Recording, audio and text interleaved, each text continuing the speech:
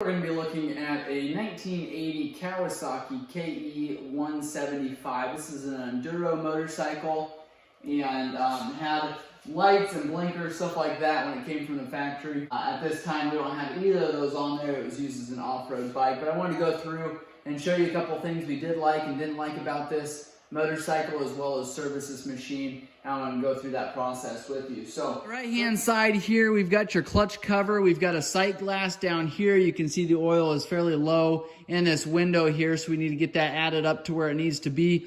Oil takes just under 1 liter, so about 1 quart of oil, a little less than a quart of oil will go in here. There's your sight glass to get that to the right oil level. Now we've got, this is a 2-stroke motorcycle. We've got your oil pump that sits in here if it has not been blocked off already. A lot of these bikes that have been restored, they end up not using that oil pump that sits underneath this housing here, that injection system, because if that oil pump stops working and stops pumping oil up into the intake, then you're going to have some serious motor problems. So a lot of people will just pre-mix these motorcycles, block these ports off, block the ports on the carburetor, and then use it, just pre-mix their gas and oil. So this one's had that oil pump removed, but it is underneath of this cover here. You've got 2 screws to remove there.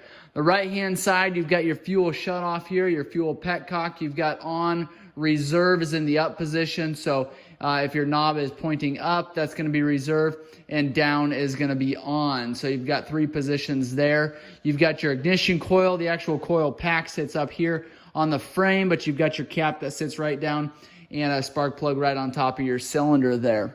We'll go through, I'll show you what spark plug to use when we go through and service this motorcycle for you. We've got a skid plate from the factory on this model, which comes in handy because you've got a lot of crankcase that needs covered up there. Not a very large frame down here that's going to block that, so that skid plate's going to do that job for you.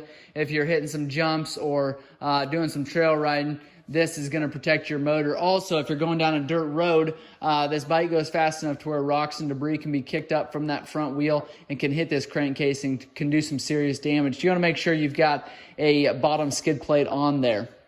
Your front fender is here. Typically, you'd see a little rubber flap on the bottom of this fender here coming down about 6 inches here, and that's going to protect that cylinder head. Same thing, stuff getting kicked up from that tire is going to break that.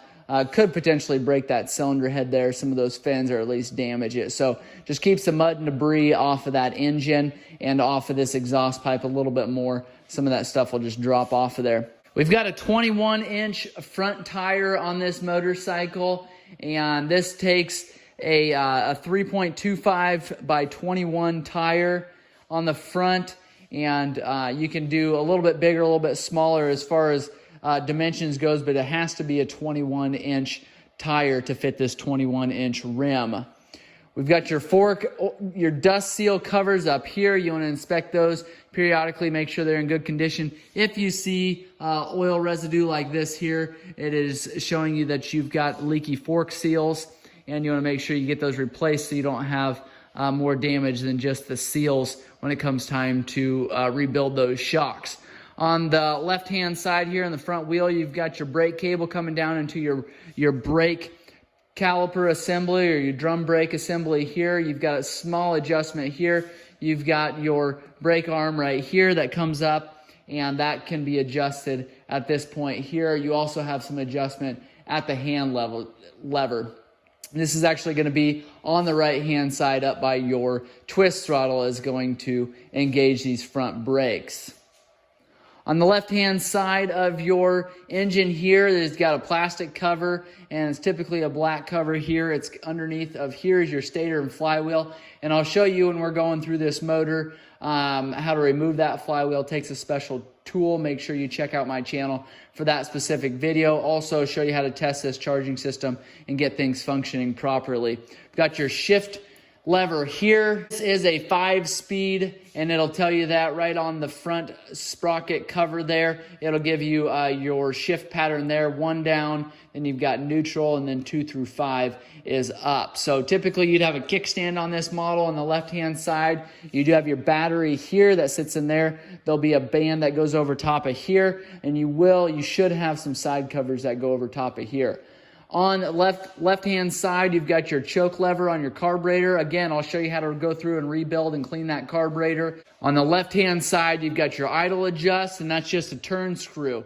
A lot of times, some of them will come from the factory with a slot in there to get a flat screwdriver. This one happens to be just a knob that you can turn. You want to make sure you do small increments at a time when you're turning those. Clockwise is going to turn your idle up, counterclockwise down, and I like to do about a quarter turn intervals when I adjust those. Again, make sure that's completely warmed up before you go to start adjusting those. Underneath this side cover here, you've got your exhaust pipe. Obviously, you've got your canister up here and your muffler back here, but I wanted to show you underneath here is your clamp, and you should have a tight fit on there. You should also have a clamp. That'll seal that up nicely. You want to make sure that you've got a good seal on here. Otherwise, that oil and exhaust is going to drip down out of here, and it's going to drip right onto your motor, kind of get all this dirty down here. So you want to make sure that you have that clamp on there. Your chain is adjustable back here on the right and left-hand side. You want to make sure that those are adjusted evenly. You've got a 12mm lock screw here. Then you tighten up or loosen depending on what you need to do with this adjuster screw, and then don't forget to tighten those back down. You want to make sure you adjust those evenly. There's lines on your swing arm to get that adjusted properly. You will want to make sure you loosen up your axle before you start that process. Get things where they need to be, tighten up your axle. Then I like to then tighten up our lock nuts, make sure everything is positioned evenly on either side. You've got passenger pegs on either side. Those can flip down fairly easily. If you're not carrying around a passenger, just flip them up so you're not getting them caught on anything. You've got chain guard up here. Make sure that that's fully functioning, because if you're wearing long pants or shoestrings or something, this guard here kind of keeps things from getting caught in that chain, getting wrapped around that chain and dragged through that motor there, or through that front sprocket area there.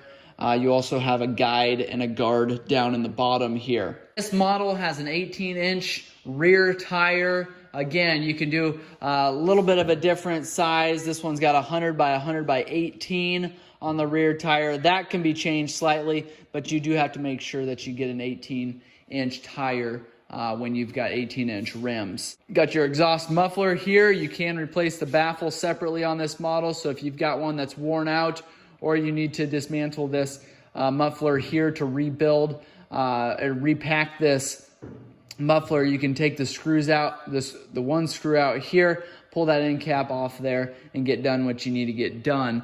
This rear fender here, typically you would have a rear brake light and license plate mount there. That was removed. Again, this was used for an off-road purpose, not on-road, and that blinker assembly was moved off of there. Moving up to the handlebars now. On the left-hand side here, you've got your horn, you've got blinkers, and you've got your light switch there. Pretty simple. Again, gauges and tachometer were removed off of here. Typically, you would find that in the middle here. And then on the right-hand side, you've got off, run, off. This is your on-off switch here. You've got your twist throttle there on the right-hand side. You've got your brake, your front brakes there.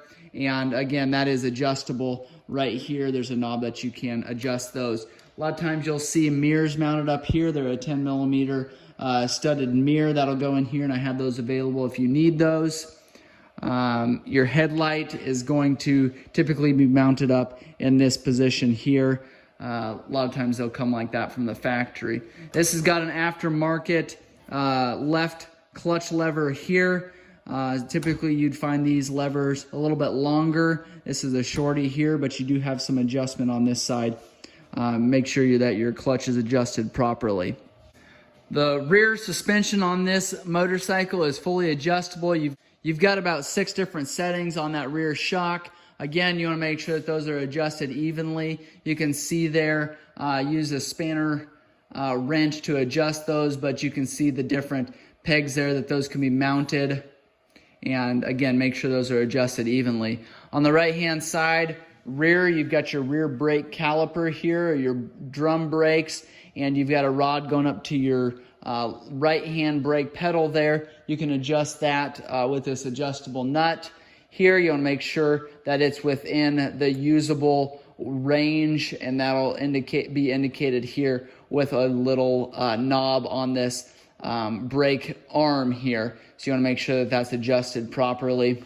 Underneath of the seat is your air box. You can see that because of this side panel being removed, you'd still need to remove this seat to get to and clean your air filter assembly here.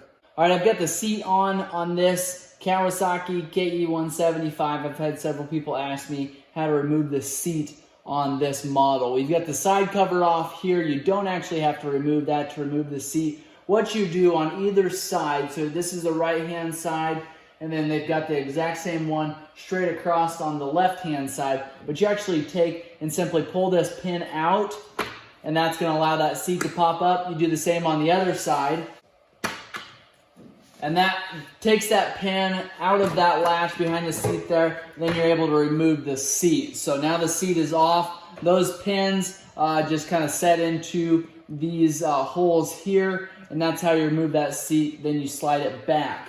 Underneath of that seat, like I said, you've got your air box here. What you also have is a handful of specs here. Tells you different air pressure, different torque specs, how much oil capacity, spark plug, stuff like that. So those specs are there on that fender. Sometimes these tags will get completely worn off and ripped off of there just over time, but I wanted to show you that quick on your KE.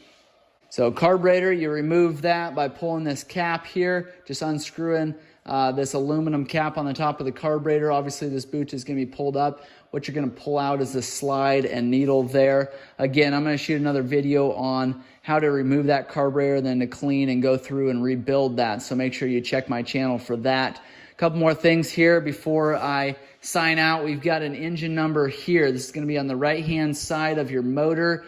At the base of your cylinder is going to be your engine number. So the actual engine number is going to be on the crankcase. It's not going to be on your cylinder, but it's right down below your cylinder here. There's the engine number. On the other side, you will find the CCs of your motorcycle. So I'll take you over there here in a minute and show you exactly where that's at. I wanted to show you one more thing here to note before we went to that side. This is your VIN number. A lot of times if you still have these tags on your steering stem here, it'll tell you your VIN number as well as a couple different specifications.